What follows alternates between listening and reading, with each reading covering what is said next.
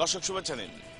জনতার কথা অনুষ্ঠানে আপনাদের সবাইকে স্বাগত জানাচ্ছি আমি কনক সরওয়ার। আপনারা জানেন জনগণের কথা তুলে ধরতেই 21শে টেলিভিশনের বিশেষ আয়োজন জনতার কথা। দর্শক, আমরা দেশে শক্তিশালী গণতন্ত্র চাই, আমরা চাই সরকারকে সহায়তা করতে। দর্শক, যুদ্ধাপরাধীদের বিচারের দাবিতে শাহবাগ কেন্দ্রিক একটি গণজাগরণ আমরা দেখছি, যে গণজাগরণ আমাদের অভিভূত করেছে।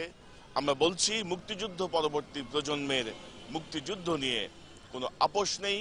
যারা এ দেশের বিরুদ্ধে অবস্থান নিয়েছিল তাদের বিচারের ব্যাপারে তাদের কোনো দ্বিমত নেই। এই যে শাহবাগ কেন্দ্রিক যে গণজাগরণ, এই যে তরুণ প্রজন্মের যে দাবি, সাধারণ মানুষ কিভাবে দেখেন? পাকিস্তানের একটা অত্যাচার, অন্যায় এর বিরুদ্ধে আমাদের এই দেশের একটা গণজোয়ার 1969-এর গণ অভ্যুত্থানের মাধ্যমে একটা বিস্ফোরণ ঘটছে।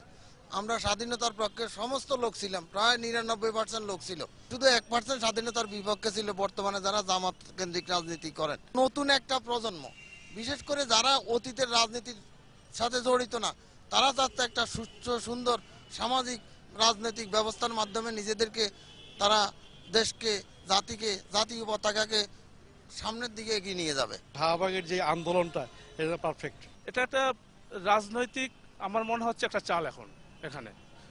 এটা আইনগত ব্যাপার, আইনভাবে তারে এটা একটা রায় হয়ে গেছে। এখন এটা তো এমন কোনো কিছু না যে মন্ত্রী পরিষদের সচিবালয় থেকে তাড়াতাড়ি এটা চেঞ্জ করে ফেলবে। এটা একটা দীর্ঘ প্রক্রিয়া। তো এটা রাস্তায় যেখানে মাস্টাররা রাস্তায় বসতে পারে না, একটু মিছিল করতে পারে না, তাদেরকে স্প্রে করে ধাওয়াই দেয়।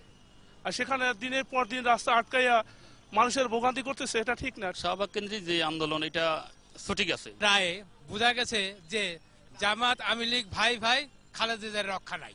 বর্তমান যুব সমাজ তখন তারা সোচ্চার হয়েছে যে এত করে হত্যা করার পরে তার কেন যাবজ্জীবন হবে, কেন মৃত্যুদণ্ড হবে না।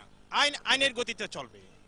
জনগণের দাবি থাকতেই পারে, মূলত দাবিও ঠিক আছে, কিন্তু আইনটা তো এই সরকারই কিন্তু ট্রাইব্যুনাল সৃষ্টি করছে। সরকারের এখানে মত আছে, সরকারের নির্দেশ আছে, কিন্তু আবার এই সরকারের লোকজনই যে আন্দোলনটা শুরু করছে, কোথায় গিয়ে ঠেকবে এটা একমাত্র আল্লাহ বিনে কেউ জানে না। নতুন প্রজন্মকে যারা আন্দোলন করছে তাদের সাথে আমি একতা পোষণ করছি।